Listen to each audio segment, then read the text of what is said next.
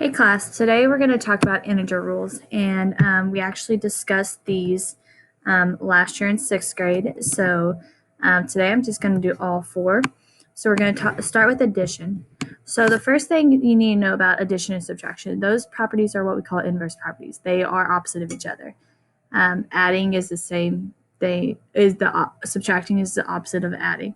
Obviously, you're just going a different way on the number line. All right. So when you have the same sign, so we're adding two integers and they have the same sign, like a positive 6 plus a positive 6, you add them. So 6 plus 6 is 12. And all you do is you keep the sign of that number. So this would be a positive.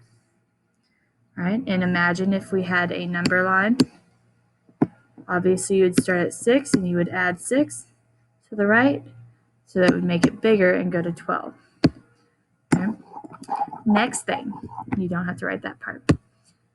We have negative 5 plus negative 66. So they're negative. So on the number line, if you start at negative 5 and you go to, and you add negative 66 more dollars. I say dollars because I like to use money a lot in these. So you have start with negative $5, so you owe somebody $5. Then you take away 66 more. That means you're adding to your debt. All right. And so it stays negative and it's a bigger negative number. The magnitude is bigger. So the magnitude for this is actually 71, which is 66 plus 5.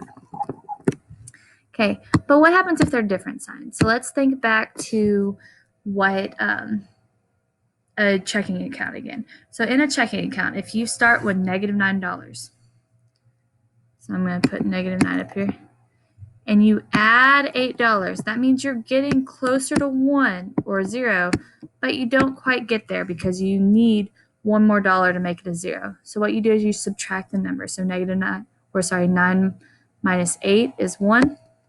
You keep the side of the bigger number. So if I owe you $9 and I give you $8, I still owe you $1. So it'd be negative, side of the bigger number. All right, same thing with set positive 7 plus a negative 4. So you start at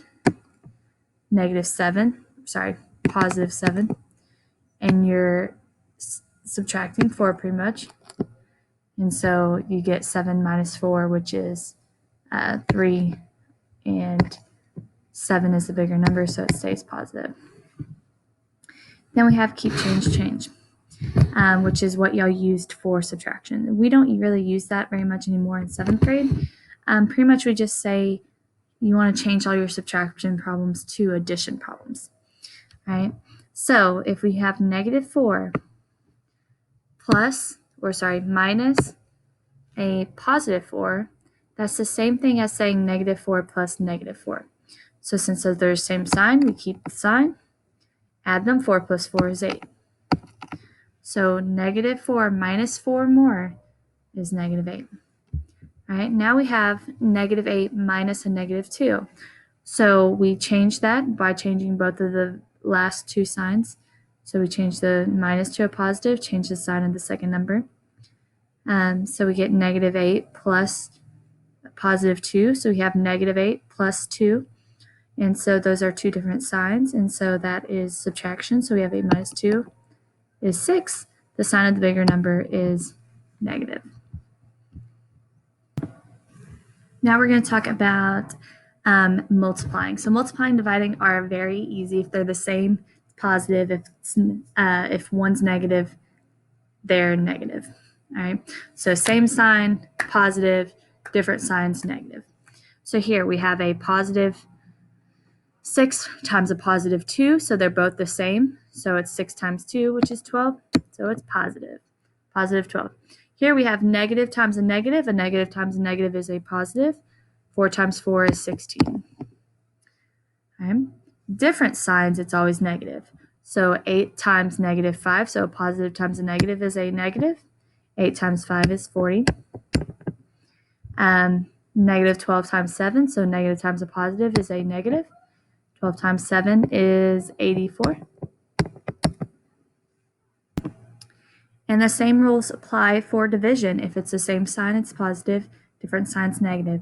So positive 36 divided by a positive 6 is positive 6. Negative 28 divided by negative 7 is a positive because they're both negative, positive 4. Right here, if they're different signs, the sign is negative. So negative 51 divided by a positive 3 is negative. 51 divided by 3 would be 17, so it'd be negative 17. And we have a positive divided by negative is a negative. 12 divided by 2 is 6. Hope that was a good little review for y'all.